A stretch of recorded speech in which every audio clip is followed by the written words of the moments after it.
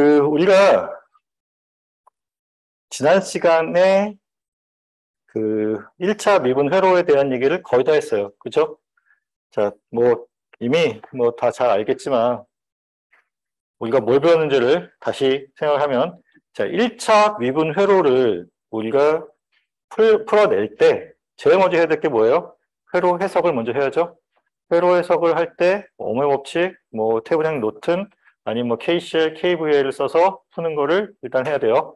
자, 1차 미분 방정식을 세우고, 그리고 나서 뭘 해야 돼? 최고차 미분항의 개수가 1로 되도록 맞춰주는 게 필요했었어요. 그리고 나서 고유응답과 강제응답을 구해줘야 되죠. 자, 강제응답부터 구한다고 봤을 때, 강제응답 구할 때 뭐부터 해야 돼? 시험 강제해를 우리가 설정을 하고, 그 시험 강제해를 구해주는 걸 먼저 해요. 그렇죠? 자, 시험 강제해는 우리가 지난 학기까지, 그러니까 지금 복습하는 단계에서까지는 우리가 직류 회로를, 직류 전환 회로를 보고 있기 때문에 임의의 상수로 놓고 풀면 됐어요. 근데 이번 학기는 우리가 교리 회로를 다룰 거기 때문에 오늘 이제 일부 나갈 거예요. 9장에 대해서 일부 나갈 건데 이번 학기부터는 교리 회로를 다룰 거기 때문에 그 시험 강제해의 형태가 사인 혹은 익스포넨셜 함수의 형태로 바뀔 거예요. 자, 그거에 대해서는 지난 학기에 우리가 다뤘었던 그 테이블 7.1 혹은 7.2를 보면 된다고 했어요. 그건 제가 추후에 올려줄게요. 자, 그리고 그 다음 해야 될 게 고유 응답을 구해야 되죠. 그렇죠? 고유 응답은 우리가 재차 미분 방정식 혹은 특성 방정식을 풀어주면 된다라고 했었어요. 그래서 거기서 중요한 게 뭐냐면 자, 모 더하기 모는 0으로 와야 돼. 그렇죠? 강제 함수 부분을 0으로 놓고 재차 방정식, 특성 방정식 풀어줘야 된다는 것만 주의하면 돼요. 그러면 자, 일단 고유응답, 그 다음에 강제응답을 구했고 우리가 고유응답 성분의 K라고 하는 임의의 상수 부분을 구해줘야 되죠. 그거는 우리가 초기 조건을 이용해서 구하면 되더라라는 거. 그게 우리가 지난 시간에 1차 미분 방정식 푸는 거였고, 자, 그러면 이제 여기서 할 건 뭐냐? 자, 중첩에 대한 얘기이고, 중첩을 우리가 풀어내기 위해서, 중첩이 왜 필요하냐에 대한 얘기인데, 우리가 전원이 하나만 있는 경우가 아니라 전원이 여러 개 있는 경우에 해당하는 얘기예요. 그래서 전원이 여러 개 있는 경우에는 어떻게 푸느냐? 완전응답을 좀 구하자라고 되어 있는데, 지금 모든 여기 완전응답을 구하기 위해서 모든 독립 전원을 제거하고 얻는 초기 조건에 의한 응답이야. 자, 중첩을 우리가 풀 때 어떻게 푸냐면, 에너지원, 그러니까 에너지 소스가 하나만 있다라고 가정을 하고 풀고, 그 다음 두 번째 에너지 소스에 대해서 풀고, 세 번째에 대해서 풀고, 그렇게 해서 각각 풀어낸 다음에 그거를 나중에 결과를 합치는 걸로 중첩을 푸는 거죠.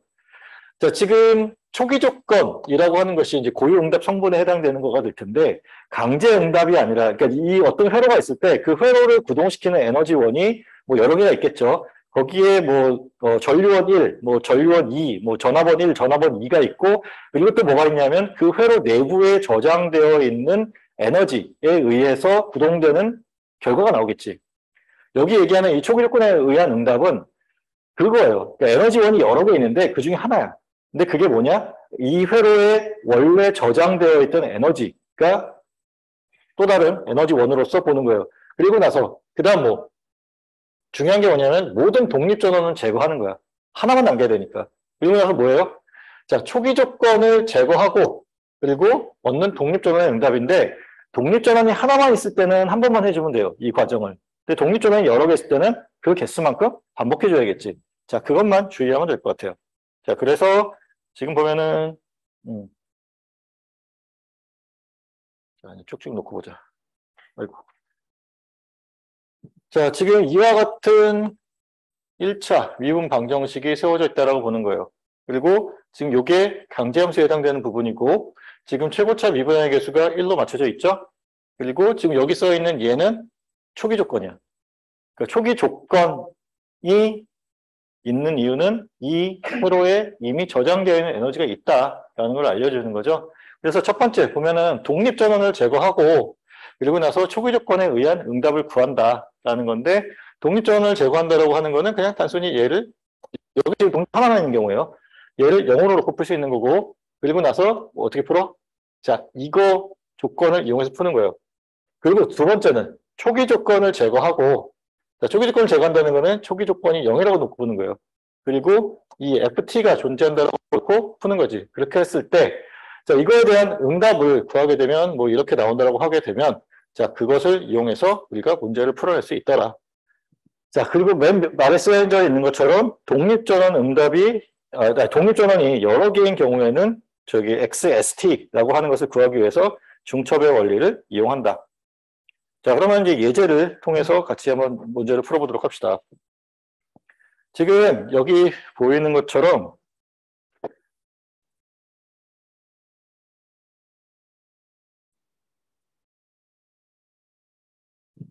자, 여기 보이는 것 같은 회로가 있어요. 지금 보면은 자, 60V짜리 전원이 하나 있고 40V짜리 전원이 하나 있지. 그럼 일단 기본적으로 독립 전원이 두 개 있는 거예요. 강제함수 성분이 두 개 있는 거지. 그리고 여기에 추가로 뭐가 있겠어요? 물론 지금 뭐 여기 써 있지는 않지만 초기 조건에 의한 초기 에너지가 있겠지. 그래서 총 3개의 에너지원이 있다라고 놓고 풀면 되겠죠. 그래서 첫 번째, 일단 뭐 60V만 남겨놓고 풀고, 초기 조건은 없다라고 하고, 그 다음 40V만 남겨놓고 풀고, 초기 조건은 없다라고 보고, 그 다음에 60V, 40V 다 없앤 다음에 초기 조건만 있다라고 놓고 풀면 된다. 그리고 나서 그 3개를 다 합쳐주면 된다. 자, 각각에 대해서 모든 답을 다 구한 다음에 그거를 합쳐주면 되겠죠? 뭔가 이렇게 어색하지?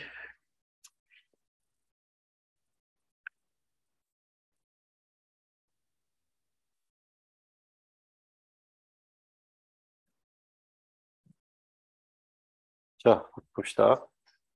그래서 자, 첫 번째 우리가 할 거가 지금 60V에 의한 강제 응답만 보겠다는 거예요. 중첩으로 풀 거고. 그러면 40V짜리 없애야 되지. 자, 그러니까 전압원은 어떻게 없앤다? 단락시킨다. 그리고 초기 조건도 0으로 가야겠죠? 그래서 지금 자, 이렇게 풀 거라는 얘기고, 자, 60V짜리를 풀어야 되는데 초기 조건 구해야 되니까 초기 조건 먼저 구할 때 어떻게 구해야 돼? 지금 이거는 직류 정상 상태로 놓고 풀어야 되죠? 그렇죠? 맞아?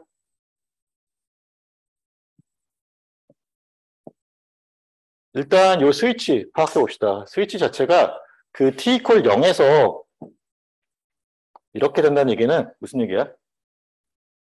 t가 0이 되기 직전까지는 어떻게 되는 거예요? 스위치가 열려 있는 거지. 그렇지? 그러면 자, t 제로 마이너스라고 하는 시점. 이거는 스위치가 열려 있는 상태예요. 제로 마이너스니까. 그래서 이 위치는 우리가 신경 쓰지 않아도 돼. 그러면 여기 있는 요 회로만 신경 쓰면 되는 거고, 자, 직류 정상 상태예요. 맞아요? 네, 직류 정상 상태로 봐야 맞죠. 그러니까 그게 중요해. 그러니까 이게 직류 정상 상태인지 아닌지를 파악하는 건데, 일단 지금 60V 전원이 언제부터 연결되어 있는지 모르겠지만 연결되어 있고 그것이 충분한 시간이 지났다라고 보는 게 맞을 것 같아요. 그러면 이거는 직류 정상 상태로 볼 거고, 직류 정상 상태에서는 커패시터는 개방, 인덕터는 단락. 그렇지? 그래서 얘는 개방되어 있다라고 보기 때문에 지금 여기서 이 페럿이라고 하는 요 양단에 걸려 있는 전압이 얼마가 될까? 60V죠? 그렇지? 왜 그래? 개방되어 있잖아. 개방되어 있으면 여기를 그냥 끊어진 상태로 보면 되는 거고, 지금 여기서의 전류가 당연히 안 흐르겠죠. 개방되어 있으니까. 그러면 자, 여기 플러스 여기 마이너스를 잡았을 때 이 양단에서 측정되는 전압은 얼마가 될까? 자, 여기 있는 요 전압원의 값과 같겠죠. 그래서 자, VT가 아니고 V의 제로 마이너스라는 값은 60V가 되고 이게 초기 조건에 해당되는 값이에요. 이해되죠?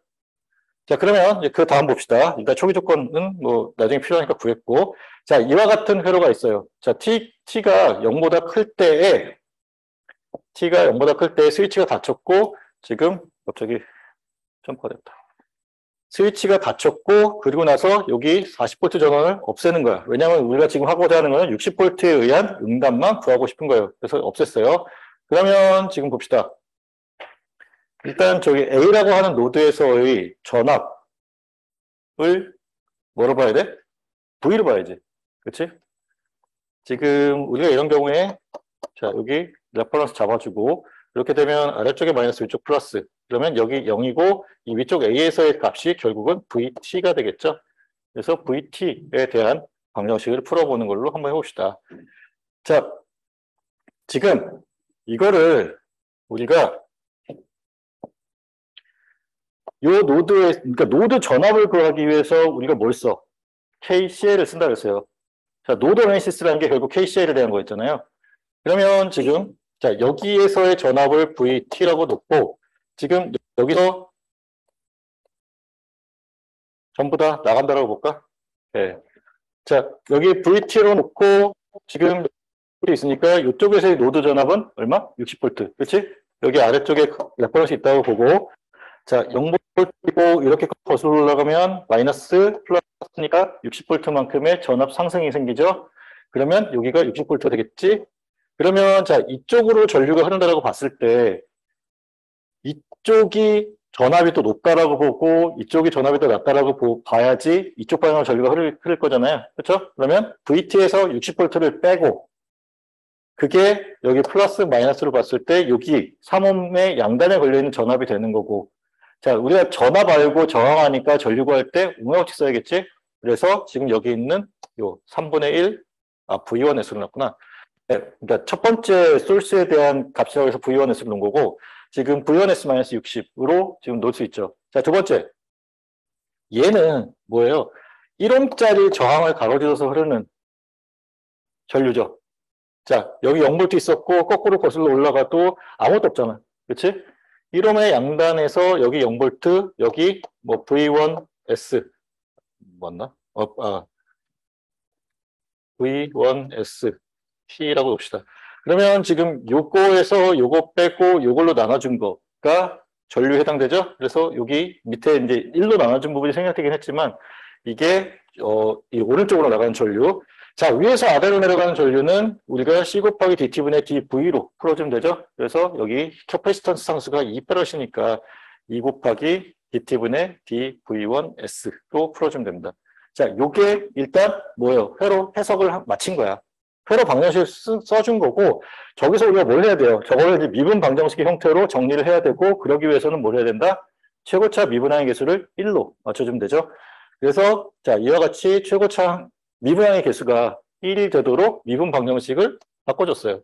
자, 이제 문제 풀어주면 되지? 자, 여기서 조건 하나는 뭐예요? 초기 조건은 0이다 라는 거예요. 그럼 우리가 앞에서 배웠었던 강제 응답 구하는 거, 고용 응답 구하는 거 다 이용해서 문제를 풀면 돼요. 자, 그러면 지금 여기서는 저걸로 푼 거야. 그 변수분리법.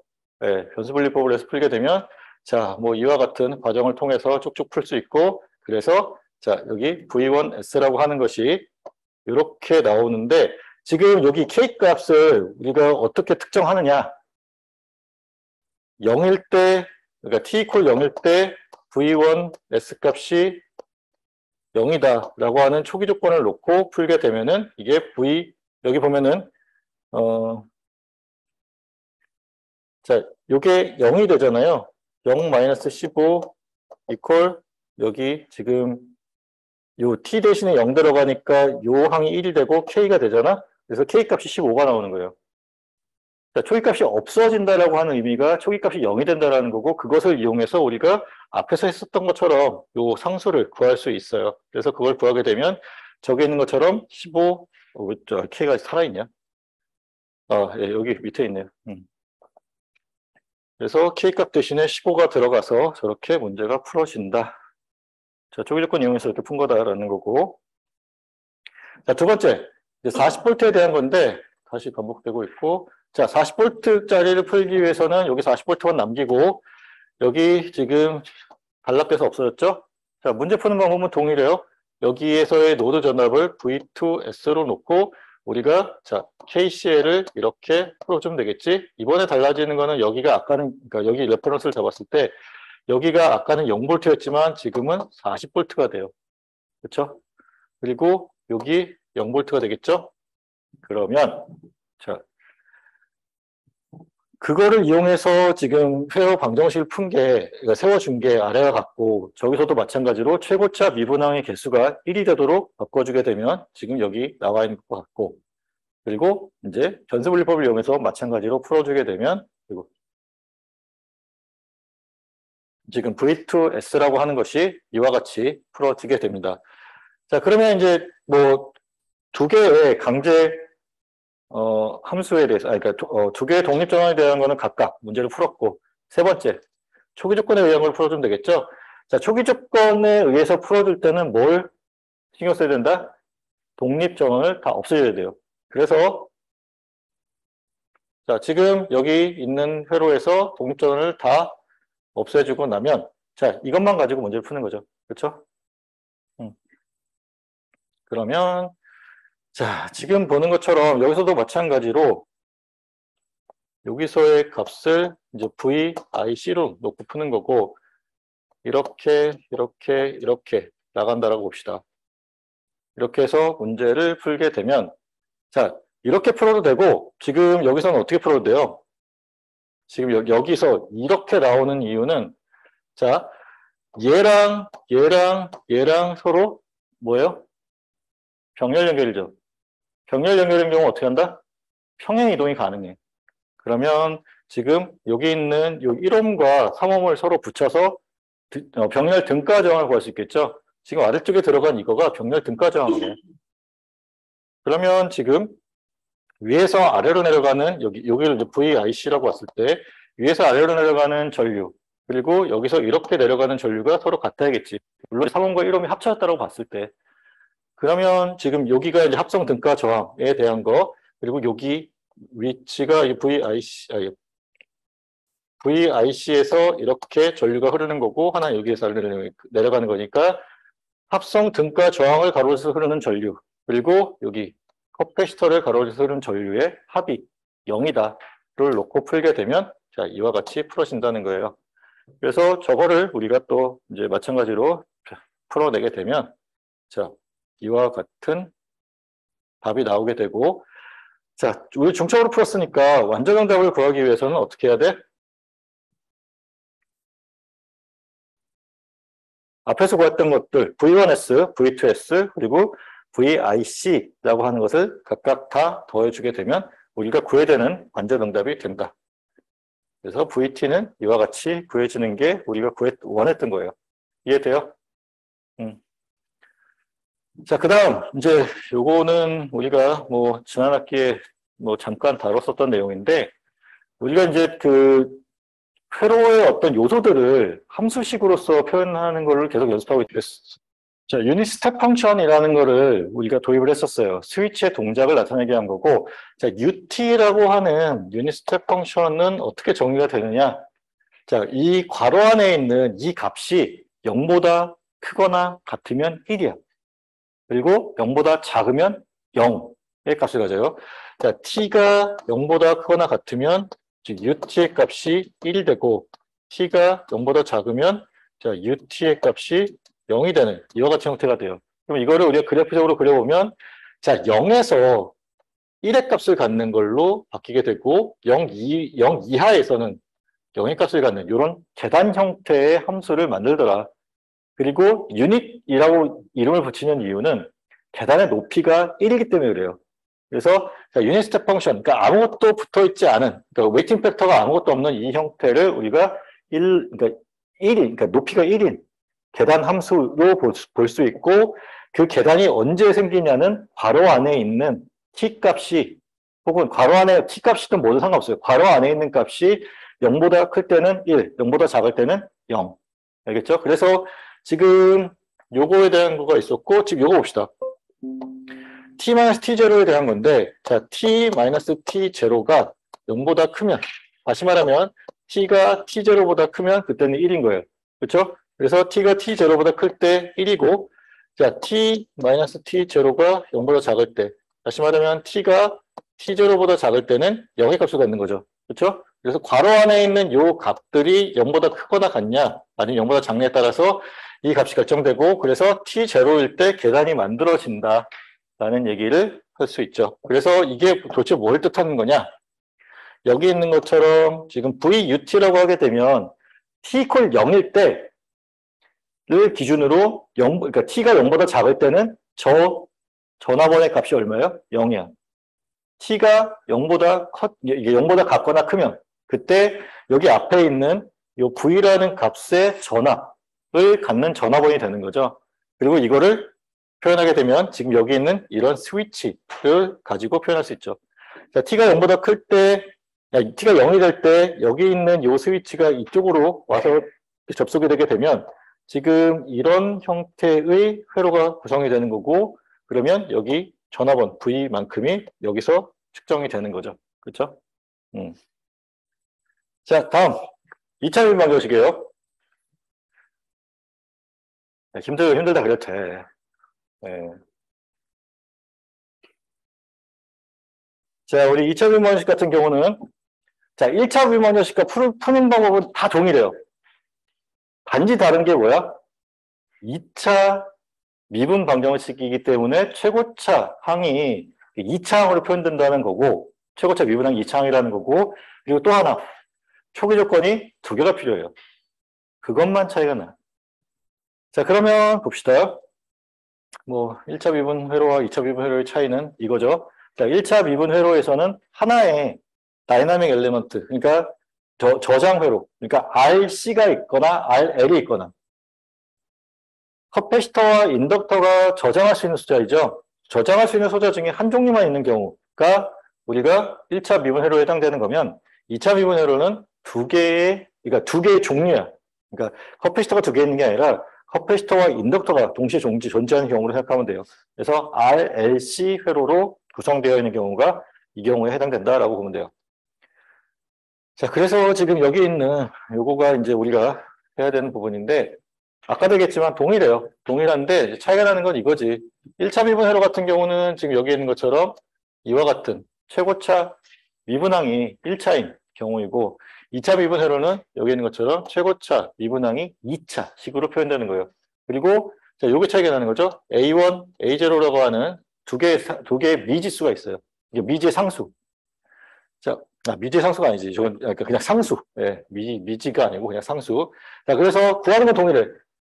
완전 응답에 해당되는 거는 고유응답과 강제응답의 합으로서 표현된다는 거 동일하고, 자, 고유응답을 구하기 위해서는 강제함수 부분을 0으로 만드는 거, 그리고 강제응답을 구하기 위해서는 여기 FT를 놓고 시험 강제해를 놓고 풀어준다.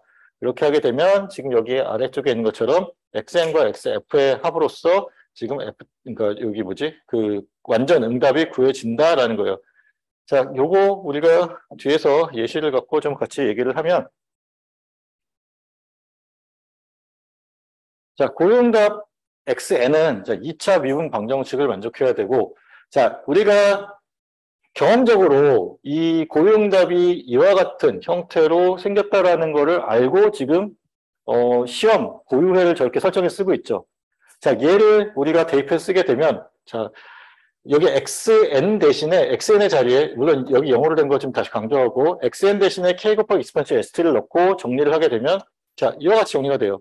그리고 K 곱하기 익스ponential ST라는 공통항을 앞으로 묶어주고, 그리고 뒤쪽에다가 이렇게 그러니까 풀어주게 되면, 자, 얘는 0이 되려면 K가 0이 되는 경우만 존재하겠죠. 그렇죠? K가 0이 되는 경우는 일반해는 아니야. 이건 특수해로 봐야 돼요.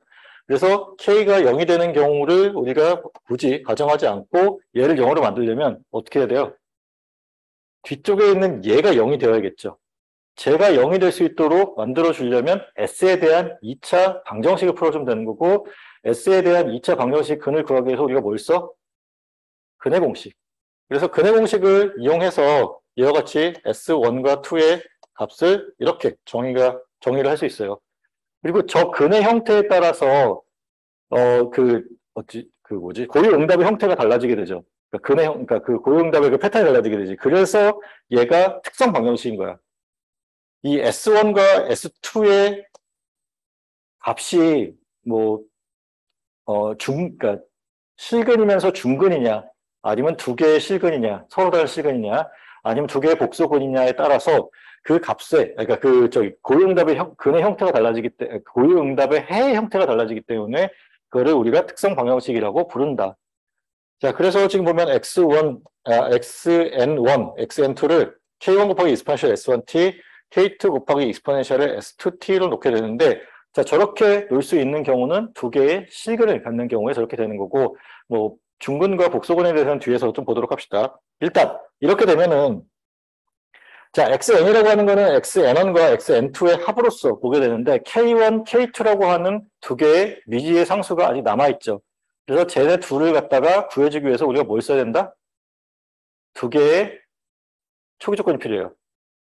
자, 일반적으로 t equal 그러니까 초기 상태를 우리가 t equal 0이라고 한다면 t equal 0에서의 값, v 0 equal a라고 하면 자, 요 값을 먼저 이용하게 될 거고 이것도 그 다음에 뭘 이용해야 돼? 1차 미분했을 때 t equal 0를 대입한 그때의 값을 알게 되면 그거 알아야 되고 그것을 이용해서 문제를 풀어줘요. 그래서 지금 v에 대한 거니까 dt분의 dv 그리고 t equal 0일 때의 값을 우리가 1이라고 하면 자, 요 초기값 하나와 이 초기값 두 번째 초기값 요 두 개의 값을 이용해서 K1과 K2의 값을 구해주게 된다라는 거를 우리가 지난학기에 배웠었죠.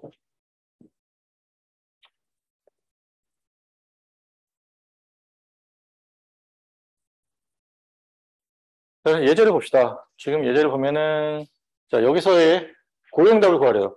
그렇죠? 고용답 구하라고 그랬고 지금 2차 미분항의 개수가 1로 맞춰져 있어요. 그럼 우리가 이제 뭘 해야 돼? 자, 신경 써서 봐야 될 게 뭐냐면 여기에 강제함수가 0인지 0이 아닌지를 봐야 돼요. 일단 0으로 되어 있으니까 그냥 고용답으로 풀어주면 되죠. 자, k 곱하기 원래는 in을 k 곱하기 exponential st로 놓고 이거를 대입해서 문제를 풀어야 되는데 경험적으로 우리가 2차 미분일 경우는 s제곱 1차 미분일 경우는 앞에 개수 곱해주고 S. 그 다음에 그냥 일반항일 경우는 16 이퀄 0으로 놓고 풀면 된다라는 거를 알았어요. 그렇죠?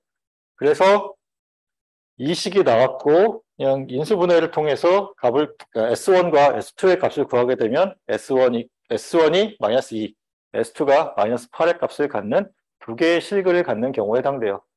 자, 두 개의 실근을 갖는 경우에 자, 아까 앞에서 봤던 근의 형태처럼 K1 곱하기 exponential S1t 더하기 K2 곱하기 exponential S2t로 풀 수 있고 여기에 S1과 S2 자리에 앞에서 구했던 마이너스 2와 마이너스 8을 대입해주면 되겠지? 그래서 이와 같이 풀어주면 돼요. 자, 이거는 우리가 제너럴 솔루션이라고 얘기하는 거가 K1과 K2를 아직 특정하지 못했기 때문에 제너럴 솔루션이라고 얘기하는 거고 K1과 K2 값을 구하기 위해서는 두 개의 초기 조건이 더 필요하다. 그게 자 진짜 초기 상태에서의 전류값 그리고 한번 미분한 값의 t equal 0 마이너스에서의 값을 이용해서 우리가 K1과 K2 값을 구해줄 수 있다라는 거예요. 자, 그러면 지금 봅시다.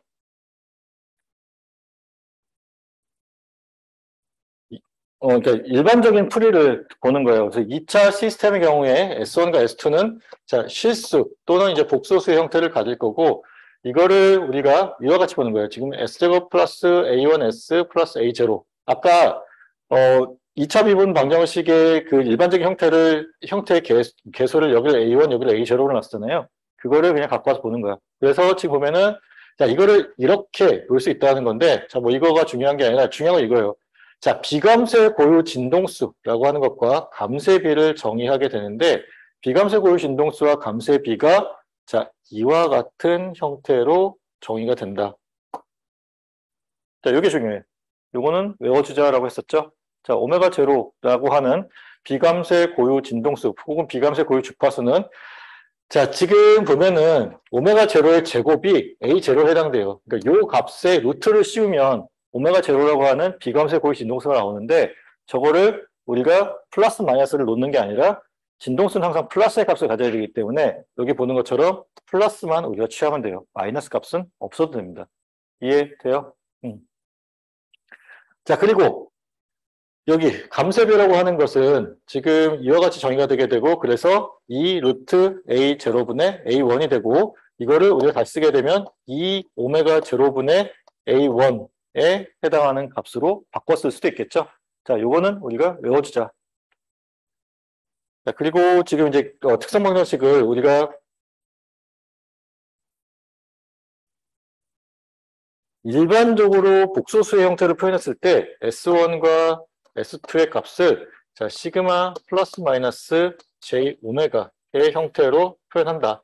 그래서 이게 이제 실수부에 해당되는 거고, 이 오메가가 이제 허수부에 해당되는 값으로서 표현하는 것을 일반화 시켜서 나타낸 거예요. 자, 요거는 나중에 이제 복소수의 형태로 나타났을 때 이 시그마와 오메가를 가지고 얘기를 할 건데, 나중에 이제 얘기하겠지만 요 오메가에 해당되는 값은 우리가 이번 학기에 이제 교류를 배울 거잖아요. 교류를 배울 거고, 정연파 형태로 나타낼 때 거기에 나오는 오메가 값이 이 오메가 값과 같은 값이 될 거예요. 요거는 아마 다음 시간쯤에 아마 나오게 될 것 같아요. 그러니까 요거는 일단 나중에 얘기하고, 지금 근의 형태와 감쇄비 그리고 비감쇄 고유 진동수에 대한 것만 좀 잘 기억하도록 합시다. 자, 강제응답에 대한 부분이에요. 그렇죠? 강제응답에 대한 부분이고, 지금 잠깐만.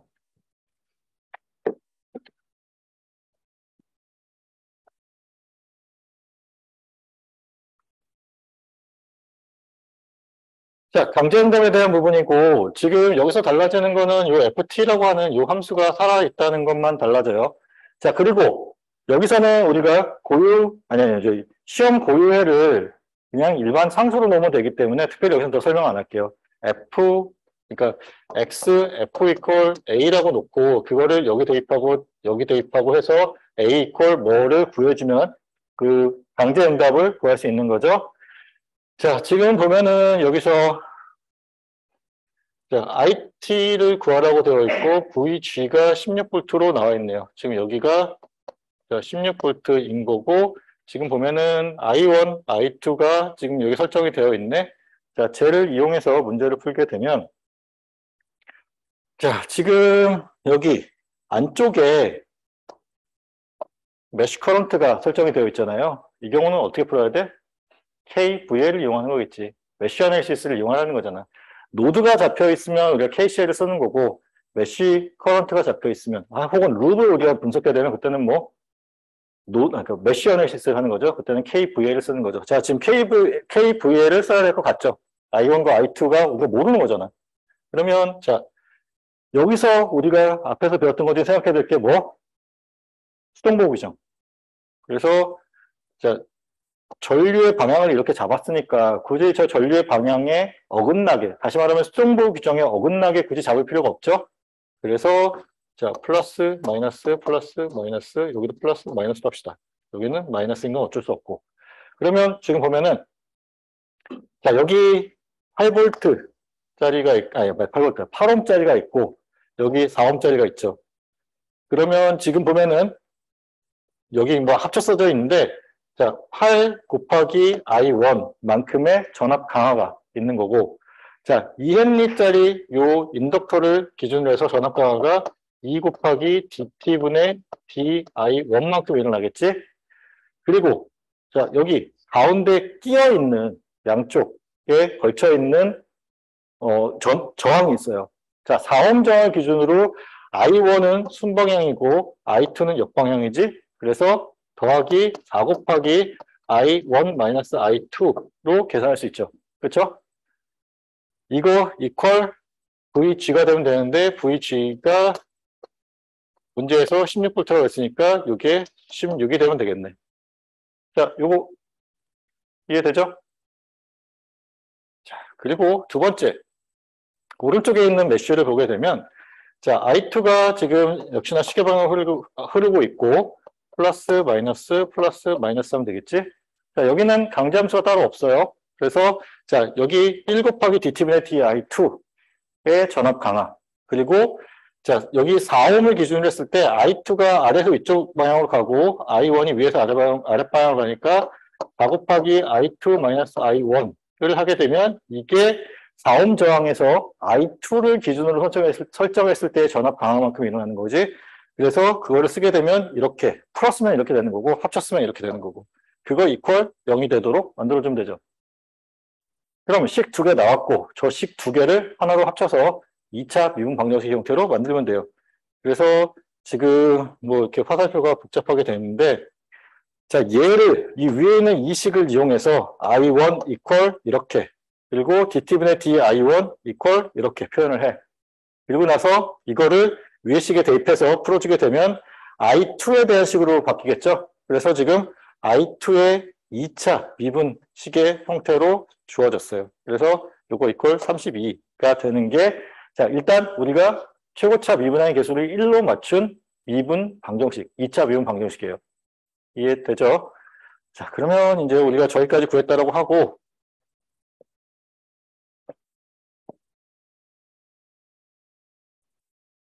왜 가운데 이렇게 붕 떠있지? 나왔다. 네. 자, 고용답을 먼저 그려봅시다. 고용답은, 지금 우리가 앞에서 구했던 2차 미분 방정식이 여기 다시 나왔어요. 자, 이 2차 미분 방정식을 가지고 고용답을 구할 때 어떻게 한다? XNT를 K 곱하기 익스포넨셜 ST라고 하고, 이거를 여기 대입해서 풀면 되는데, 뭐, 이제는 굳이 대입하지 말고, 2차 미분의 경우에 S제곱, 그리고 1차 미분의 경우에 앞에 개수 곱하고 S, 그리고, 자, 그냥 일반화인 경우에 16, 이퀄, 자, 고용답이니까, 이퀄 0. 그렇죠? 그래서 여기 0으로 표현됐고, 자, 지금 요거가 0이 되도록 만들어주면 되는 거죠. 자, 결국은 이와 같은 형태의 인수분해를 해주면 되는 거고, 2차 방정식을 풀어주면 되는 거고, S1과 S2가 마이너스 2, 마이너스 8이라고 하는 두 개의 실근을 갖는 경우에 해당돼요. 그래서, 자, 두 개의 실근이니까 X2N이라고 하는 거는 K1 곱하기 익스포넨셜의 마이너스 2T. 그러니까 S1과 S2 자리에 마이너스 2와 마이너스 8을 대입한 이런 형태로 일단 풀어주면 됩니다. 자, 그 다음에 강제응답은 지금 우리가 여기에 직류전환을 걸었기 때문에 그냥 임의의 상수로서 시험 강제를 설정하면 되죠. 그래서 I2F 이퀄 A가 되는 거고, 그러니까 I2F를 A라고 했을 때, 자, 여기 2차 미분되면은 상수니까 없어지고, 얘도 0이 되고, 16A 이퀄 32가 되는 거니까 A 값이 2가 되겠죠? 그래서 A 값이 2 나왔고, 이게 I2F 값이 되는 거니까, 자, I2라는 게 고유응답과 강제응답의 합으로서 표현되고, 아까 우리가 구했었던 고유응답 여기 K1과 K2는 구해줘야 되는 거고, 그 다음에 강제응답 여기 있으니까 요거 두 개를 더해주면 우리가 구해야 되는 일반 해가 나왔어요. 자, K1과 K2를 구해주기 위해서는 추가의 조건이 필요한데, 여기서 추가의 조건을 더 풀 수도 없을 뿐더러 지금 여기에서 아까 제너럴 솔루션을 구하라고 했거든요. 그래서 여기까지만 일단 구해주면 돼요. 자, 몇 번 얘기했었던 그 테이블 이게 7.1인지 7.2인지를 잊어버렸는데, 자, 그러니까 강제 함수가 지금 임의의 상수인 경우, 직류 전원인 경우에는 시험 강제해를 자, 이와 같이 그냥 임의의 상수로 두면 된다. 근데 뭐 t인 경우에는 자, AT 플러스 t라고 놓게 되고, 자, 중요한 거는 우리가 앞으로 많이 보게 될 게 얘랑 얘예요. 자, 익스펜션 함수로 표현되는 거고, 지금 시그마 t라고 하는 거는 이 시그마 값이 실수인 거야. 그러니까 익스포넨셜에 시그마 t가 있고 익스포넨셜에 st가 있잖아요. 차이가 여기서 s는 복소수를 얘기하는 거고 시그마는 실수를 얘기해요. 그래서 지수가 여기 실수가 들어가 있는 경우, 그러니까 복소수가 들어가 있는 경우에 따른 거고, 자, 근데 어차피 형태는 동일해. 시험 강제를 익스포넨셜의 시그마 t의 형태인 경우에는 시험 강제를 a 곱하기 익스포넨셜의 시그마 t로 놓으면 돼요. 그리고 자, 익스포넨셜 st인 경우에는 a 곱하기 익스포넨셜의 st로 놓으면 돼. 외워야 돼. 알겠죠? 그리고 중요한 게 이거야. 사인 오메가 t, 코사인 오메가 t가 있는데, 자, 아까 얘기했듯이 시그마 플러스 j 오메가의 형태로 우리가 근의 형태를 놓는다 했잖아요. 그때 나타났었던 오메가와 시그마가 지금 여기는 이 시그마와 여기는 이 오메가 값이에요. 그러면 자, 사인 오메가 t 곱하기 코사인 오메가 t가 아니라 여기서는 강제 함수의 형태가 사인 오메가 t이거나 아니면 코사인 오메가 t의 형태이면, 자, 둘 중 아무나 상관없어. 사인이어도 코사인이어도 항상 이거라는 거예요. A 사인 오메가 t 플러스 B 코사인 오메가 t의 형태로 시험 강제해를 두고 풀어야 돼요. 자, A 사인 오메가 t 플러스 B 코사인 오메가 t가 되는데, 자, 지금 보면은 그러면 우리가 이제 여기서 이제 2학기에 우리가 배워야 될 내용하고 좀 연결이 되는데, 자, 정연파라는 거를 우리가 뭐 첫 시간에 잠깐 설명했었죠. 정연파라고 하는 게 뭐 사인 혹은 코사인 함수의 형태로 표현되는 그래프를 우리가 정연파라고 한다. 이런 형태를 우리가 정연파라고 해요. 뭐 사인도 코사인도 상관없어. 그냥 저렇게 생겼으면 우리가 정연파라고 얘기를 해요. 그리고 뭐 영어로는 뭐 사이너소이달 시그널이라고 얘기를 하는데 지금 교류의 형태를 우리가 정연파로 표현했을 때 강제 함수가 이와 같은 사인 혹은 코사인 형태가 나올 거고 그때 시험 강제의 형태가 a 사인 오메가 t 플러스 b 코사인 오메가 t가 돼요. 그러면 미지수가 a가 있고 b가 있지. 근데 만약에 우리가 이거를 익스포넨셜 함수의 형태로 표현할 수 있다고 하면 그냥 a 곱하기 익스포넨셜의 시그마 t 혹은 a 곱하기 익스포넨셜의 st의 형태로 표현이 가능하겠지. 어떤 게 더 미분과 적분이 편하고 그리고 계산하기 편할까? 일반적으로는 얘가 더 편하겠죠. 얘는 뭐 미분 적분이 굉장히 쉽죠. 그렇죠? 그리고 보여야 될 미지수도 a 하나야. 여기는 a, b 두 개가 있어요. 그래서 우리가 2학기 때 교류를 다루는데 그 교류를 처음에는 이제 사인 함수를 놓고 풀 거예요. 그런데 궁극적으로는 우리가 어떻게 갈 거냐? 익스포넨셜 함수로 바꾸는 거를 연습을 할 거예요. 그리고 이제 거기서 끝나는 게 아니라 궁극적으로는 뭘로 갈 거냐? 라플라스 변환을 이용해서 조금 더 쉽게 푸는 방법을 연습할 거예요. 자, 계산이 편해지기 때문에 이렇게 가는 거예요. 굳이 뭐 사인이 더 좋고 뭐 익스포넨셜이 더 좋고 그거의 문제가 아니라 우리가 지금 하고자 하는 거는 회로를 최대한 간략화해서 계산을 최대한 간편하게 하자라고 하는 게 목적이기 때문에 그래요. 그래서 자, 계산이 조금 많아지겠지. 우리가 1학기 때는 그냥 시험 고유회라고 하면 시험 강제라고 하면 임의의 상수를 놓고 풀면 됐기 때문에 계산이 쉬웠는데 이제는 익스포넨셜 함수 그리고 코사인 혹은 사인 함수에 대한 미분, 적분도 좀 들어갈 거예요. 뭐 근데 그렇게 많이 어려운 부분은 아니니까 일단 그런 부분도 있더라라는 거를 잘 생각하면 좋겠고 자 아래쪽에 있는 얘네들은 그냥 뭐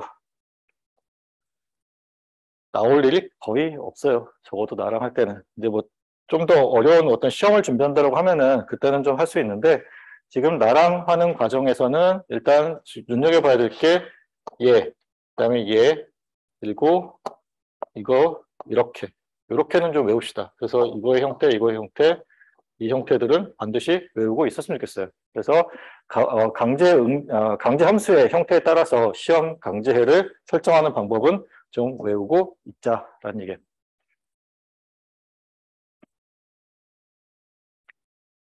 자, 그래서 이제 뭐 마지막이죠. 이제 뭐 전체 응답을 구하는 과정이고, 자, 문제에서 보면은, 자, VC의 제로를 마이너스 6V라고 하는 값을 줬어요. 일단 뭐 초기 값으로서 쓸 수 있을 것 같아. 그리고 IL의 제로를 1A라고 줬어요. 이것도 마찬가지로 뭐 초기 값으로서 한번 쓸 수 있나를 봅시다. 자, 그리고 직렬로 연결된 RLC 회로이고, 여기서 문제에서 구하라고 하는 거는 IT 값을 구하래요. 그리고 문제에서 딱 보면은 IT 값을 구하기 위해서 룹 어널시스를 해야 되죠. 그러니까 메쉬 방정식을 쓰면 되겠어요. 자, 플러스, 마이너스, 여기도 플러스, 마이너스, 플러스. 그렇기 때문에, 자, 일단, 전압 강화. 5 곱하기 i만큼의 전압 강화 있고, 그러니까 KVL 쓰는 거예요. 그리고 여기 1헨리에 해당하는 거가 지금 요만큼의 전압 강화가 있죠. 그렇죠? 그리고 네, 이런 얘기가 아니라 지금 요게 1년이 해당되는 거, 요게 지금 커패시터에 해당되는 거가 이만큼의 전압 강화가 있죠. 그렇죠? 그래서 지금 보면은 자, VC의 제로라고 하는 거는 우리가 앞에서 5장에서 확인했었는데 자, 마이너스 무한대부터 t까지에 대한 뭐 i 타우, d 타우 뭐 이렇게 그러니까 c분의 1 곱하기 이렇게 놨었잖아요. 적분 구간을 마이너스 무한대부터 t까지로 놓을 수도 있고, 이거를 우리가 나눠서 놓을 수도 있다 그랬지? 마이너스 무한대부터 뭐 t0, 그리고 더하기 t0부터 t까지에 대한 거. 지금 여기서 어떻게 된 거야? 이거를 t0 대신에 0으로 놓고, 여기를 0으로 놔서 이 값을 우리가 초기 값으로서 쓴 거예요. VC의 제로라고 하는 것이 여기서 나타나는 초기 조건. 그리고 요거가 지금 여기 쓰여져 있는 요거에 대한 얘기가 되겠죠. 그래서 이렇게 표현하게 되면 자, 그 다음에 해야 될 게 뭐냐면 자, 여기 있는 요 값이 2 곱하기 익스포넨셜의 마이너스 2t예요. 아까 앞에서 봤던 것 중에 익스포넨셜의 시그마 t에 해당되는 형태의 값이 나왔지.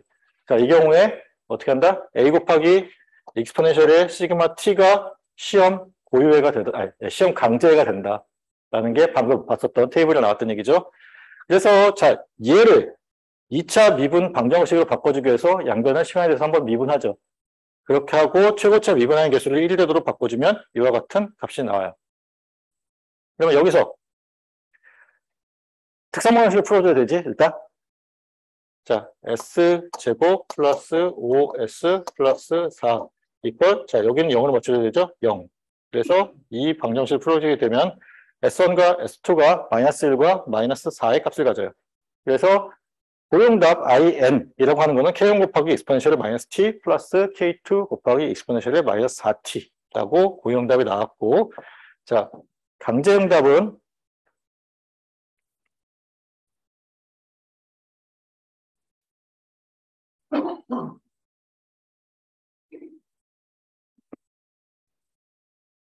자, 강제응답은 그려봅시다.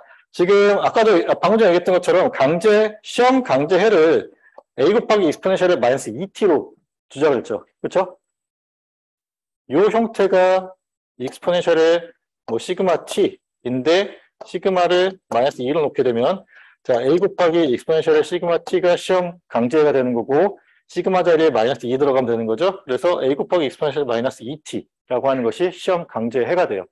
그럼 얘를 어떻게 해야 돼? 여기에 대입하고 여기에 대입해서 한 번 미분하고 두 번 미분하고 그다음에 여기에 그냥 4 곱해주고 이런 식으로 계산하게 되면 지금 여기 있는 것처럼 이와 같이 계산이 되게 돼요. 그러면 이걸 계산했을 때 IFT라고 하는 것이 2 곱하기 익스포넨셜의 마이너스 2T가 되고, 자, 완전응답을 우리가 구하게 되면 앞에서 구했었던 고유응답 K1 곱하기 익스포넨셜 마이너스 T, K2 곱하기 익스포넨셜 마이너스 4T 더하기 이거를 이용해서 문제를 풀면 된다. 자, 그럼 이제 여기서 끝나는 게 아니라 우리가 미지수 K1과 K2 값을 구해줘야 되잖아요. K1과 K2 값을 구해주기 위해서 자, 우리가 제일 처음에 그러니까 지금 초기 값은 하나 주어져 있어요. 문제에서 지금 보면은 자, IT에 대한 거고 IL의 제로라고 하는 것이 결국은 요 값과 같죠. IL이라고 하는 값이 요 값과 같은 거잖아. 여기를 가로수 흐르는 게 결국은 IT와 같은 거고, 그러면 저 전류의 초기 값 제로 값이 1A라는 건 주어져 있어요. 저건 이용하면 돼. 이용하면 되는데 저거 하나 갖고 해결이 안 되는 거잖아요. 두 개가 있어야 K1과 K2 값을 우리가 특정할 수 있어요. 그래서 일단 저거를 이용하는데 하나를 더 구해줘야 돼. 그걸 어떻게 구하느냐? 한 번 미분했을 때 그 값에 0을 대입했을 때 값을 구해주자는 거예요. 자, 그거는 주로 어디서 구할 수 있느냐? 제일 처음에 우리가 회로를 해석하기 위해서 썼던 식이 이거죠. 제일 먼저 KVL을 우리가 썼었잖아. 그때의 적분식이 포함된 저 식이 있었어요. 자, 여기서 우리가 t equal 0을 대입하면 어떻게 되냐면 t equal 0을 대입하면 어떻게 되냐면 5 곱하기 i 제로 더하기 자, 여기 t가 0을 들어가는 거죠. 적분 구간이 0에서 0이니까 얘는 어떻게 돼? 없지. 없어. 그 다음에 VC0 더하기 자, 여기에 t equal 0을 대입하게 되면 dt분의 di에 t equal 0 equal 여기에 t equal 0을 대입하게 되면 이 뒷부분은 1이 될 거고 equal 2가 되겠지. 문제에서 i 제로 값이 여기 1A가 있으니까 요거 5 더하기 VC의 제로 값은 마이너스 6 플러스 dt분의 di의 t equal 0 equal 2 자, 이렇게 되게 되면 지금 여기 이 값을 우리가 풀 수 있죠. 그렇게 해서 나온 값이 여기 있다. 예. 아니 저거 저렇게 구하면 저건 결과식이 되고 구해야 되는구나. dt분의 di의 t equal 0 equal 3이 나오네요. 자, 이게 두 번째 초기 조건에 해당돼요.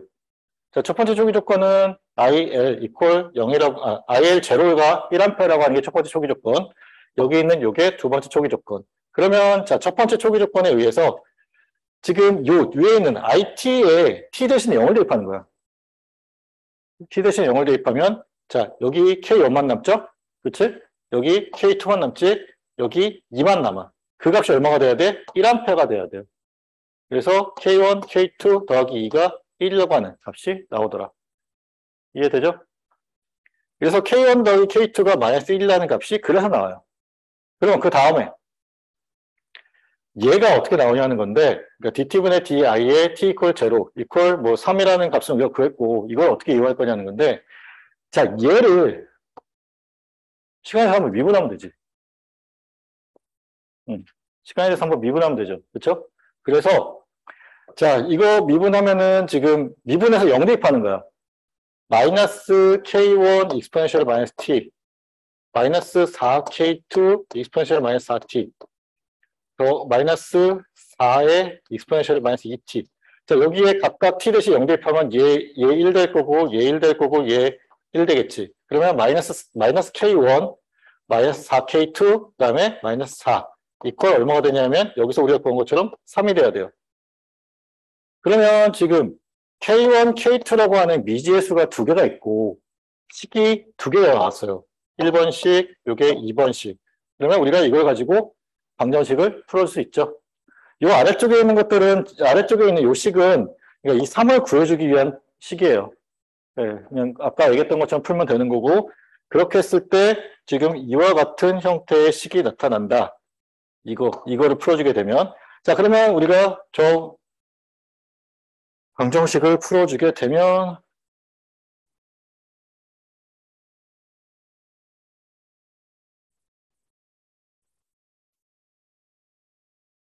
자, 방금 우리가 풀었던 두 개의 초기 조건을 이용해서 K1, K2에 관계된 식을 풀었고 이 식이 자, K1 이퀄 1, K2 이퀄 마이너스 2가 나와요. 그러면 아까 우리가 그랬었던 방정식의 완전 응답에 K1과 K2 대신에 1과 마이너스 1을 대입하게 되면 자, 이와 같이 되게 됩니다.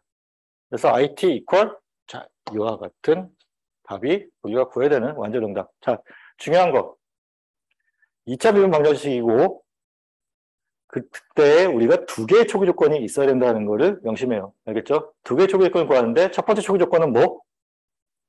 자, t 이퀄 0일 때 뭐 전류면 전류값 혹은 전압이면 전압값이야. 그리고 두 번째 초기 조건은 뭐? 한 번 미분한 다음에 거기에 t 이퀄 0을 대입했을 때 값. 그 값은 주로 어디에서 찾을 수 있다? 우리가 제일 처음에 문제를 풀기 위해서 구하는 식이 있을 거예요. 여기에서 우리가 한 번 미분한 거에 대한 관계식을 구할 수 있어요. 알겠죠? 요것만 잘 기억하면은 나머지는 크게 문제되지 않을 것 같아요. 부정 봅시다. 열심히 해서 네. 이제 드디어 우리가 처음 배워야 되는 내용이 나왔어요.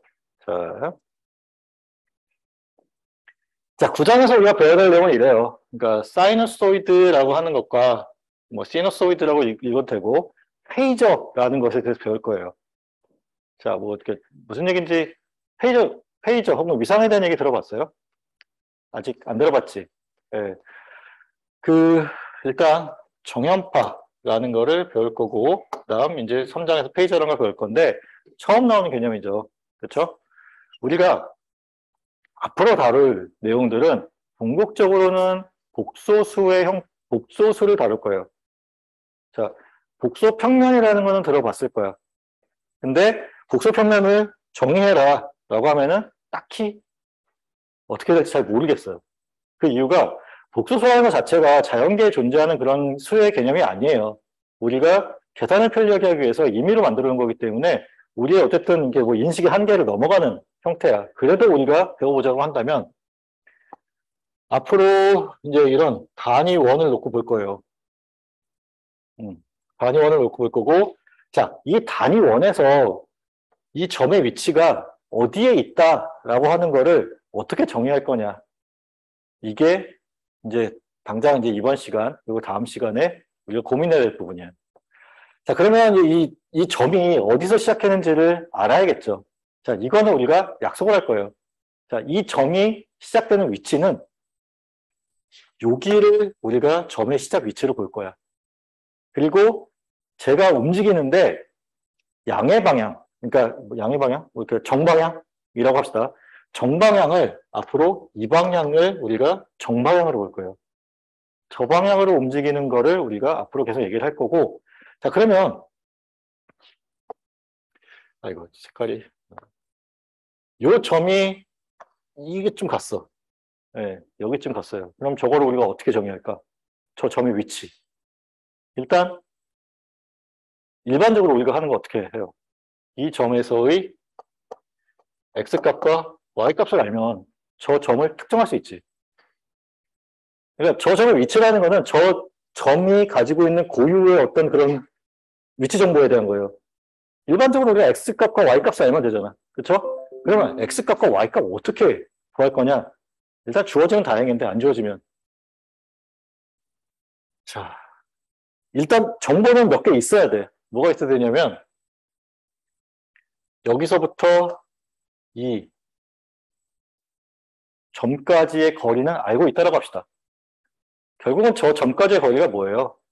내가 저기다 거리 그린 원의 반지름이겠지. 네, 반지름의 길이는 알고 있다라고 보고, 그러면 반지름이 있으니까, 그리고 또 하나 뭘 알아야 돼?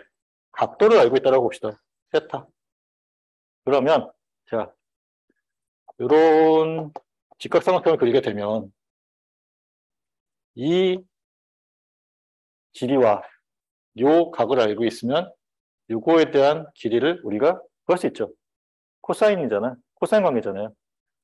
그게 결국 뭐예요? 그러니까 요 x 위치를 결국은 x를 요걸 r이라고 합시다. r 곱하기 코사인 세타가 되겠지? 그렇지? y의 위치는 지금 여기 r값 알고 있고 우리가 구해야 되는 게 이 값이에요. 그 값은 결국은 그러니까 이 값인가 이거. 결국은 요 값과 같은 거잖아요. 그렇죠? 그래서 요거는 r 곱하기 사인 세타로 정의가 돼요. 그러면 우리가 자 이제는 이와 같은 그러니까 x와 y로 표현되는 거를 직교좌표계라고 그래요. 그러니까 그 모든 거를 이렇게 x 뭐 이렇게 이런 식으로 x 그다음에 이런 식으로 y로 놓는 걸 직교좌표계라고 해요. 근데 직교좌표계를 좀 탈피해 보려고 그래. 그러면 직교좌표계를 탈피해서 이제 어떻게 쓸 거냐? 방금 했던 거에 어떻게 보면 반복일 수 있는데 뭐 이런 원이 있다라고 하고 자, 이 점을 우리가 다시 또 특정을 하고 싶어요. 그럼 뭐 방금 했던 거랑 같은 건데 뭘 알면 돼? 일단 반지름 그리고 각도를 알면 또 특정할 수 있어요. 그치? 근데 만약에 저 점이 움직여. 그러면 자, 얼마의 속도로 이 원상을 움직이는지에 대한 거를 우리가 표현하면 되겠죠. 자, 이제는 이거 개념이 거리에 대한 개념이 아니라 각도에 대한 개념으로 나올 거예요. 자, 세타라고 하는 요것이 뭐 A라고 하는 그러니까 각속도 시간당 얼마만큼 움직이는지에 대한 각속도의 개념으로 가게 되면 거기에다가 시간 t를 곱하게 되면 이 각도가 변화하는 각도가 되겠죠. 그리고 이게 이 방향으로 움직이면 양수의 값을 갖는다라고 보고 이 방향으로 움직이면 음수의 값을 갖는다라고 봅시다. 이해되죠? 그러니까 요거 뒤에 다 설명할 거예요. 자, 요 개념 그리고 일반적으로는 나중에 얘기하죠. 페이저라는 거를 좀 개념을 잡아볼게요. 자, 페이저라는 거는 뭐냐 하면,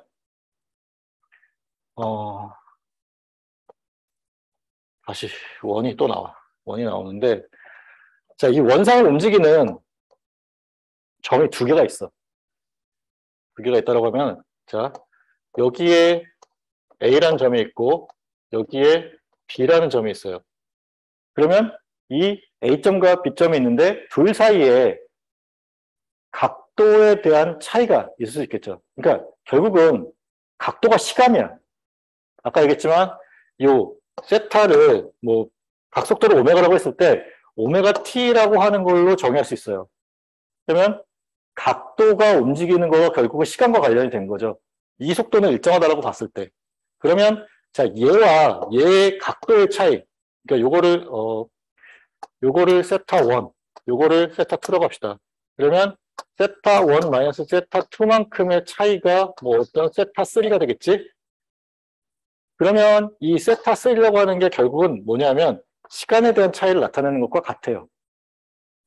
이해돼? 각도의 차이가 결국은 각속도를 우리가 알고 있다고 하면 각에 대한 거를 시간에 대한 걸로 바꿀 수 있어요. 이해되죠?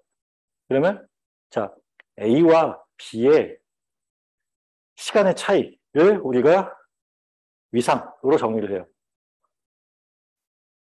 이게 일반적인 개념이야. 그러니까 페이저, 페이저구나 지금. 네. 페이저는 또 다른 얘기인데 위상으로 봅시다. 네.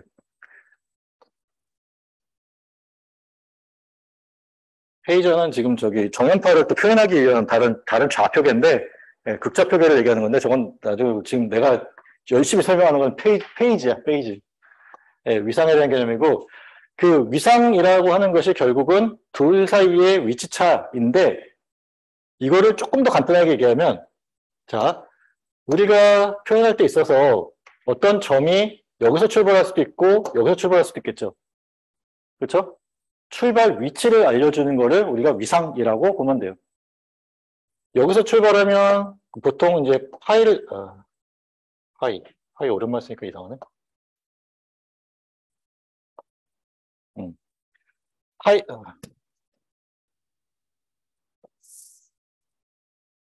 파이를 쓰게 되면 이게 이제 0인 경우가 여기 해당되는 거고 지금 여기 같은 경우는 이제 그러니까 시작점 자체가 세타만큼의 옵셋을 갖고 바이어스를 갖고 시작하는 거예요. 옵셋을 갖고 시작하는 거예요.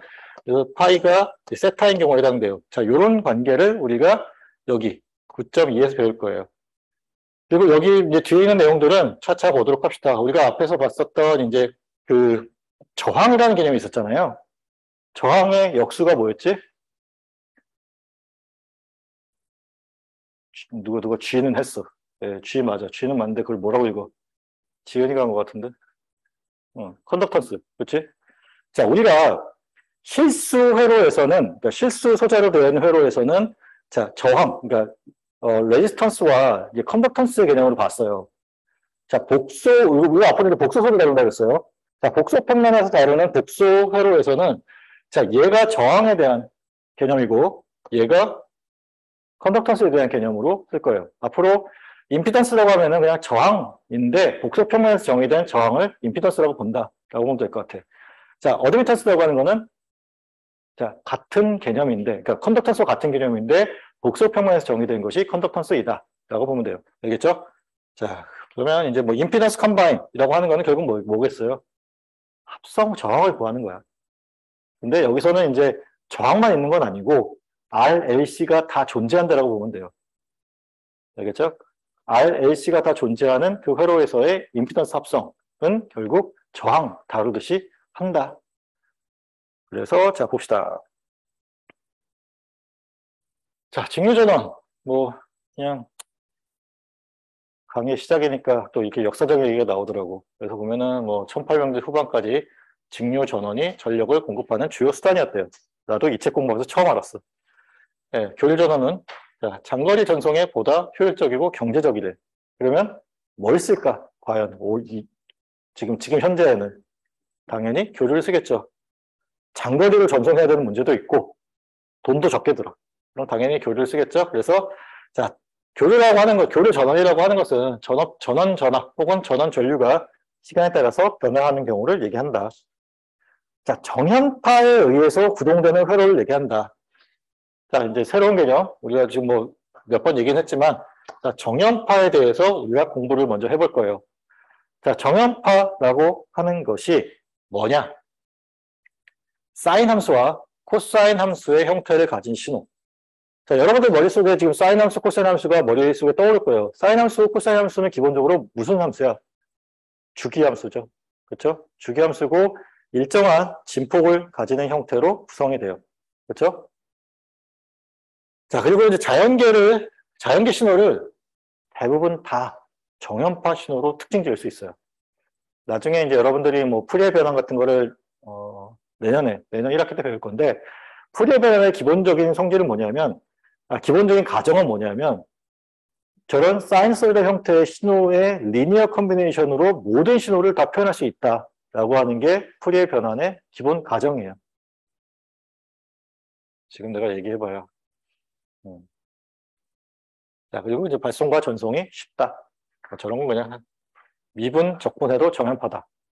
사인 함수 미분, 그러니까 사인 코사인의 개념이 아니라 사인 함수 미분해도, 그러니까 사인 코사인 함수 미분해도 어차피 사인 코사인의 형태이고, 아까도 얘기했지만 우리가 사인 코사인을 처음엔 다루지만 궁극적으로 익스포넨셜 함수로 갈 거라고 했잖아요. 익스포넨셜 함수로 정의를 한 후에는 당연히 미분 적분이 또 익스포넨셜 함수겠지. 그렇죠? 자, 사인과 코사인 함수의 형태는 결국은 익스포넨셜 함수와 등가를 이뤄요. 그게 뭐야? 오일러 공식. 이거 다들 못 들은 척하고 배웠잖아, 오일러 공식. 근데 미적분에 나오는 거 확인했는데 못 들어봤어?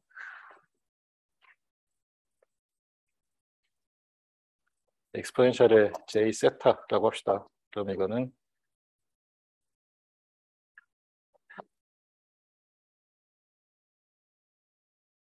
이게 오일러 공식이잖아.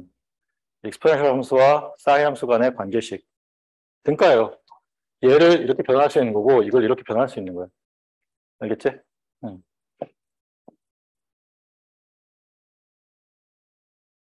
자, 정연파 정상 상태 응답이라고 했어요. 자, 이제 우리가 직류 정상 상태라는 걸 얘기했었잖아요. 자, 직류 정상 상태는 시간에 대해서 그 값이 변하지 않는 직류 전원에 의한 응답을 직류 정상 상태라고 했었어요. 자, 근데 이제 교류인데 정상 상태라는 얘기가 나와요. 자, 교류인데 정상 상태라는 건 어떤 거냐면 지금 이제 뭐 이런 어떤 회로가 그러니까 회로에 뭐 응답이 있다고 합시다. 이 회로에 대한 응답이 자, 진폭이 있죠. 그치? 아니, 진폭이 여기가 아니야. 진폭이 있죠. 그치? 진폭이 있고 뭐 주기가 있고 그다음에 주기가 정해지면 우리가 뭐 프리퀀시 혹은 이제 주파수가 정해지겠지. 혹은 진동수가 정해지겠지. 그런 게 변하지 않고 일정하게 유지되는 경우를 우리가 교류 정상 상태라고 얘기를 할 거예요, 앞으로. 그러니까 뭐 진폭을 앰플리튜드의 뭐 약자로 A로 놓고 이 진동수를 뭐 오메가라고 하는 뭐 각속도라고 표현하게 되면 이 각속도가 일정하고 혹은 진동수가 일정한 경우가 우리가 앞으로 얘기하는 교류 정상 상태가 된다. 그리고 여기 정의한 것처럼 자, 과도 응답이 무시할 수 있을 만큼 작아진 상황. 그러니까 우리가 어떤 스위칭 동작을 하면 그 스위치를 동작을 시켰을 때 순간적으로 과도응답이 생기잖아요. 그 과도응답이 지나가고 다시 일정한 교류 상태를 유지하는 경우. 그러니까 교류 신호, 정연파 신호를 특징질 수 있는 몇 가지가 있어요. 진폭, 그다음에 진동수, 혹은 주기, 혹은 그다음에 각속도를 가지고, 그러니까 뭐 대부분 좀 연결되어 있긴 한데 진폭 빼고는 나머지는 연결되어 있는 그런 개념이긴 한데 이것들을 우리가 가지고 정연파를 정의할 수 있어요. 그 정연파의 형태가 바뀌지 않고 일정하게 유지되면 우리가 교류 정상 상태라고 앞으로 얘기를 할 거야. 직류 정상 상태는 시간에서 변하지 않는 건데 얘는 당연히 시간에서 변해요. 교류이기 때문에. 근데 그 교류 정상 상태라고 하는 것이 정연파의 특징을 우리가 만들어주는 것에 어떤 특징이 바뀌지 않는 그 상태를 우리가 얘기한다. 그리고 좀 더 우아하게 얘기하면 과도응답이 없는 경우 혹은 무시할 수 있을 정도로 작은 경우가 교류 정상 상태에 해당된다라는 얘기예요.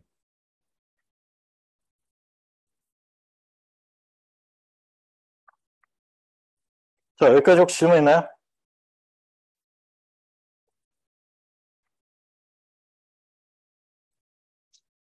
자, 복소수 표현을 우리가 배운다라고 했었어요.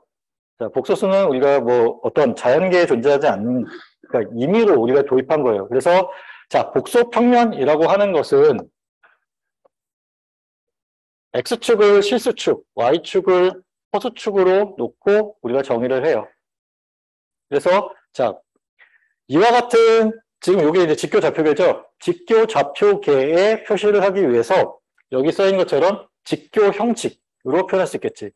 그러면 자, 여기 있는 값을 뭐 x, 여기 있는 값을 y로 하게 되면 요 절에 해당되는 게 뭐 x, y가 될 수도 있고 혹은 x 플러스 j, y로 놓고 풀 수도 있겠죠. 그렇죠? 복소수라고 하는 게 실수부와 허수부의 합으로 표현하잖아. 근데 자 우리가 j라고 하는 것이 루트 마이너스 1을 표현하는 거예요. 원래는 i로 표현하지.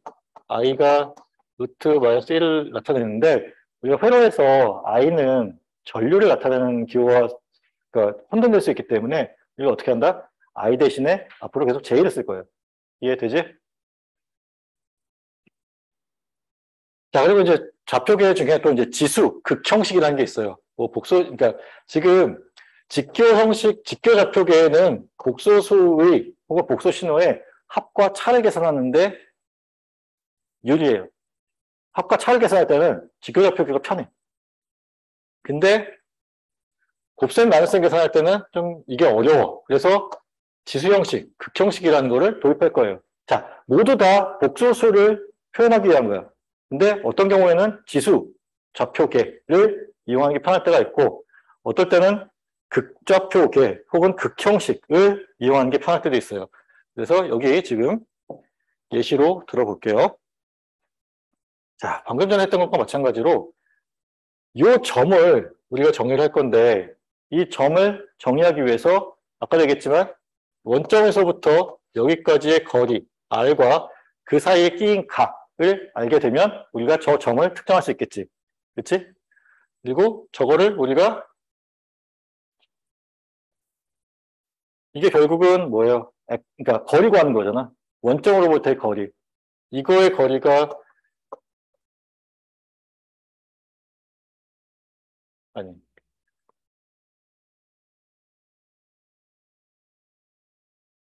이렇게 표현하게 되면 자 xt라고 하는 이 점에서 이 점의 실수부를 r2를 붙여서 앞으로 표현할 거예요. 저 xt라고 하는 것이 복소수라고 가정했을 때 저 복소수의 실수 부분을 우리가 r2를 붙여서 표현하게 되고 im을 붙이면 이미지너리의 약자로 허수 부분을 얘기하는 거가 돼요. 그래서 지금 보면은 자 요게 결국 뜻하는 게 뭐 이 점에서의 직교좌표계가 a, b라고 하면 이게 a에 해당되는 거고 요게 b에 해당된다고 보면 돼요. 그래서 a제곱 플러스 b제곱의 루트를 씌우면 더한 후에 루트를 씌우면 저게 뭐예요? 자 어떤 두 점 사이의 거리를 구하는데 원점으로부터의 거리를 구하는 공식과 같죠. 그리고 이게 이렇게 표현을 할 거야. 자 그리고 이제 각도를 우리가 나타낼 때 이 각도를 표현하기 위해서 물론 이제 각도가 주어지면 그냥 그거 쓰면 되겠지. 자 이게 앵귤러라고 해서 이렇게 쓰게 되면 자 아크탄젠트 탄젠트 역함수의 리얼분의 이미지너리를 하게 되면 저게 우리가 구해야 되는 E인 각이 돼요. 자 봅시다. 세타가 있어. 자 뭐 A, B, C라고 하면 자 탄젠트 세타는 A분의 B에 해당되는 거잖아요. 세타를 어떻게 정의해? 세타는 탄젠트 역함수의 A분의 B에 해당되는 거고 자 지금 이 경우에 있어서 A에 해당되는 게 리얼값, 실수값, B에 해당되는 게 허수값에 해당되는 거가 되죠. X축이 실수, Y축이 허수에 해당되는 게 복수, 평면에서의 좌표값이기 때문에 그래서 A가 실수, B가 허수에 해당되는 거고 그래서 실수분의 허수를 하고 그거를 자 탄젠트 역함수를 취하게 되면 그 사이에 끼인 각이 나온다. 이런 관계는 좀 외웁시다. 알고 있어야 나중에 문제를 풀 수 있어요. 자, 그래서 지금 직교 형식 같은 경우는 이렇게 정의를 한다는 거예요. 네, 정의가 이래. 수학적인 정의가.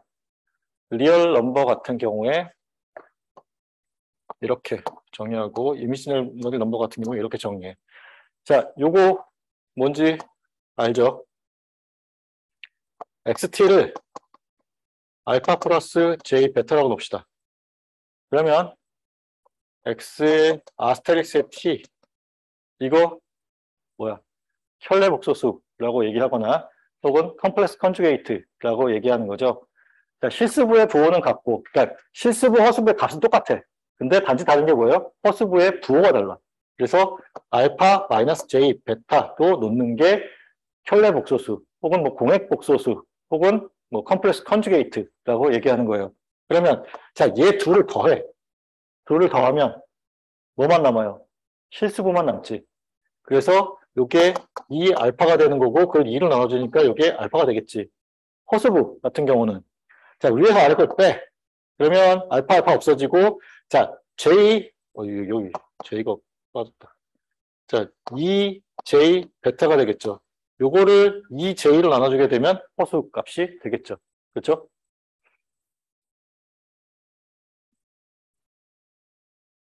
자, 그래서 이렇게 정의도 가능해요. 아까 앞에서 같이 했던 거예요. 자, 리얼 값은 여기 있는 요 반지름에 해당되는 값에다가 코사인 세타. 이미지너리 값은 요 반지름에 해당되는 값에 사인 세타를 곱하면 그게 우리가 구하고자 하는 리얼 값과 이미지너리 값과 같다. 자, 지수 형식은 이렇게 표현합니다. 지금 XT라고 하니까 지금 같은 거를 이렇게 나눠서 표현하는 거예요. 그러니까 얘도 같은 점을 표현하는 거야. 이 점의 위치를 표현하기 위한 방법이 직교좌표계 형식이 있고 지수좌표계 형식이 있고 그리고 이제 극좌표계 형식이 있겠죠. 자, 지수좌표계 형식은 이렇게 표현해요. 앞에 쓰여져 있는 얘가 지금 요 반지름의 길이를 얘기해요. 그러면 만약에 익스포넨셜의 J 세타다라고 하면 얘는 반지름이 얼마야? 1이야. 자, 여기 앞에 1이 생략되어 있는 거잖아요. 단위원을 얘기하는 거예요. 익스포넨셜 J 세타라고 하는 거는. 내가 지금 이렇게 강조해도 나중에 이 반지름 길이라는 사람도 있거든. 다시. 자, 익스포넨셜 J 세타라고 하면은 요거는 단위원을 얘기해요. 자, 이와 같은 원을 그렸을 때 이 반지름의 길이가 1인 경우를 우리가 단위원이라고 하죠. 그래서 익스포넨셜 J 세타는 단위원을 얘기하게 되고, 자, 요거는 반지름이 XT라고 하는 X의 절대값에 해당되는 거, 그리고 여기 세타, J 세타라고 하는 시간에 대해서 변하는 각도가 저기 위에 올라가 있어요. 이게 지수좌표계 형식이에요. 이렇게도 표현할 수 있고, 이렇게도 표현할 수 있어요. 자, 얘는 직교좌표계 형식. 자, 그러니까 우리가 각도와 반지름을 가지고 표현할 수 있는데, 그 경우가 두 가지로 나뉘어요. 더 있긴 하지만 일단 크게 두 가지. 지수좌표계 형식. 자, 반지름과 각도를 가지고 표현하는 형태로 돼요. 자, 그러면 오늘 마지막 극형식. 이제 폴라 코디네이트라고 얘기하게 되는데, 자, 극좌표 형식 같은 경우는 마찬가지야. 반지름 있고 각도만 있는 거야. 굳이 익스펜션 안 붙이고 반지름과 각도만 가지고 표현하는 경우도 우리가 할 수 있죠. 반지름 알고 있고 각도 알고 있으면 우리가 이 점을 찍을 수 있는 거잖아. 주어진 정보로 저 같은 점을 찍을 수 있는 정보만 우리가 주어지면 돼요. 자, 지수좌표 형식에서는 우리가 얘와 얘를 이용하면 되는 거고, 극형식, 그러니까 폴라 코디네이트에서는 얘와 얘를 얘를 이용해서 이 점을 찍을 수 있지. 직교좌표 형식에서도 마찬가지로 저 점을 찍을 수 있는 정보가 그렇게 주어져요. 자, 이제 오늘은 여기까지 할 생각인데, 자, 다음 시간에 이제 뭐 사이너소이드에 대해서 다룰 건데, 자, 지금 뭐 이와 같은 형태로 표현되는 게 일반적인, 그리고 조금 더 일반적인 형태가 여기 있는 것처럼, 여기 있는 것처럼 이렇게 그려지고, 이게 아까 얘기했었던 위상에 해당되는 부분이 돼요. 자, 이거에 대해서는 우리 금요일날 계속 하도록 합시다.